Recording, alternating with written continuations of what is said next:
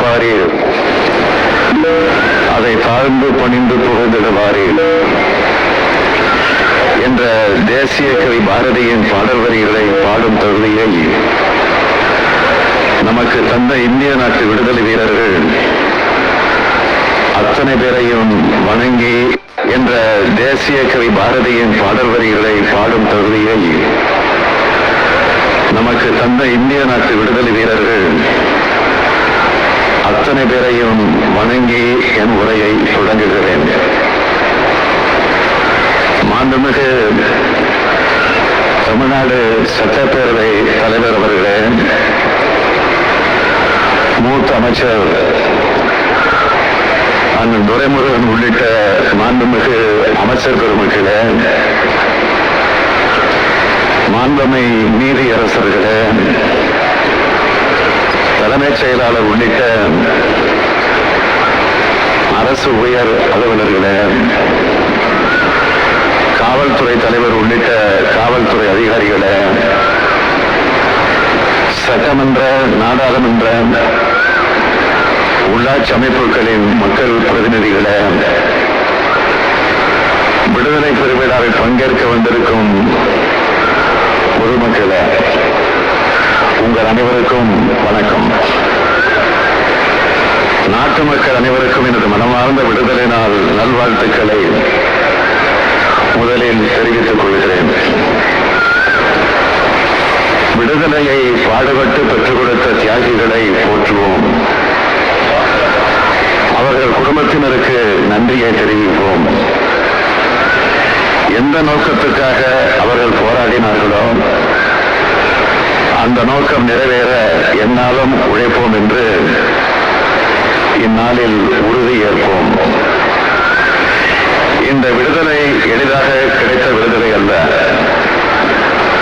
300 ஆண்டு கால போராட்டத்திற்கு பின்பு கிடைத்த சுதந்திரம் இது. வெளிநாடுகளின் உதவியையும் பெற்று நேதாஜி சுபாஷ் சந்திரபோஸ் படை நடத்திய போது கரம் கோத்தவர்கள் தமிழ்நாட்டு வீரர்கள். விடுதலையை அடைய கால நிர்ணயம் இல்லை என்று தெரிந்தும் உயிரையே இந்த மாவீரர்கள் வாழ்ந்த மண் இந்த தமிழ் மண். அறவழியில் எதிரியை பணிய வைத்த அண்ணல் காந்தியடிகளின் பின்னால் முழு மனதோடு இந்தியா அணிவகுத்தது. அதிலும் தமிழ்நாடு முழுமையாக கைகோர்த்து நின்றது. கத்தியின்றி ரத்தமின்றி யுத்தம் என்று வருகிறது, சத்தியத்தை நித்தியத்தை நம்பி யாரும் சேருவே என்று நாமக்கல் கவிஞர் பாடிய பாடல் வரிகளுக்கு ஏற்ப சத்திய பாதையில் எத்தனையோ சோதனைகள் வந்தாலும் அணிவகுத்தவர்கள் தமிழ்நாட்டு தியாகிகள். இவர்களின் தியாகத்தால் தான் 1947 ஆகஸ்ட் 15ஆம் நாள் விடுதலை காற்றை சுவைத்தோம். நமக்கான நாடு நமதே என்பதை உணர்ந்தோம். நினைத்து பாருங்கள், 77 ஆண்டுகளை கடந்துவிட்டது விடுதலை இந்தியா. தியாகிகளின் கனவான அனைவருக்குமான இந்தியாவை நாம் உருவாக்கி வளர்த்து வருகிறோம். வேற்றுமையில் ஒற்றுமை, ஒருமைப்பாடு, ஒருங்கிணைந்த வளர்ச்சி, இவற்றின் ஒன்றுபட்ட வலிமையை நாட்டின் வலிமையாக உலகுக்கு காட்டி வருகிறோம். ஒரு வண்ணம் அல்ல நமது கொடி, அது மூவண்ண கொடி. நமது பன்மகத்தன்மையின் அடையாளம் இந்த கொடி. விடுதலை நாள் என்பது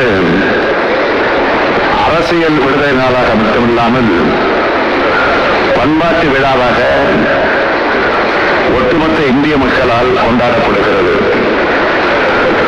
ஆகஸ்ட் 15 என்பது ஆனந்த சுதந்திரம் அடைந்த நாள் மட்டுமல்ல, ஆனந்தமான இந்தியாவை அடுத்தடுத்த ஆண்டுகளில் உருவாக்க திட்டமிடும் நாளாகும். அந்த வகையில் கொண்டாடி கொண்டிருக்கிறோம். இந்த திருநாளின் வெற்றி சின்னமாக விளங்கும் நாம் தேசிய கொடியை தமிழ்நாடு அரசின் தலைமைச் செயலக முகப்பில் ஓங்கி உயர்ந்து நிற்கும் கம்பத்தில் ஏற்றி வைத்து கொடிக்கீசியை பறக்க விட்டுள்ளோம். விடுதலை நாளில் மாநில முதலமைச்சர்கள் கொடியேற்றும் உரிமையை 50 ஆண்டுகளுக்கு முன்னால் முதலில் 1974ஆம் ஆண்டு பெற்றுத் தந்தவர் நம் நெஞ்சங்களில் என்றென்றும் நீக்கமர வீற்றிருக்கும் நூற்றாண்டு நாயகர் முத்தமிழறிஞர் தலைவர் கலைஞர் அவர்கள். இதுவும் ஒரு விடுதலை போராட்டம் தான். மாநிலங்களுக்கு அதிக உரிமைகள் வேண்டும் என்பதற்கான போராட்டம். முத்தமிழறிஞர் கலைஞர் அன்று பெற்றுத் தந்த உரிமையின்படி அவரது நூற்றாண்டு நிறைவு விழா ஆண்டில் இன்று நானும் 4வது ஆண்டாக சென்னை கோட்டை கொத்தளத்தில் தேசிய கொடியை ஏற்றும் வாய்ப்பை பெற்றமைக்காக பெருமை அடைகிறேன். இந்த அருமையான வாய்ப்பை தமிழ்நாட்டின் முதலமைச்சராக கொடியேற்றும் வாய்ப்பு எனக்கு தந்த எனதருமை தமிழ்நாட்டு மக்களுக்கு என்றென்றும் நன்றி கூறியவன் அவன்.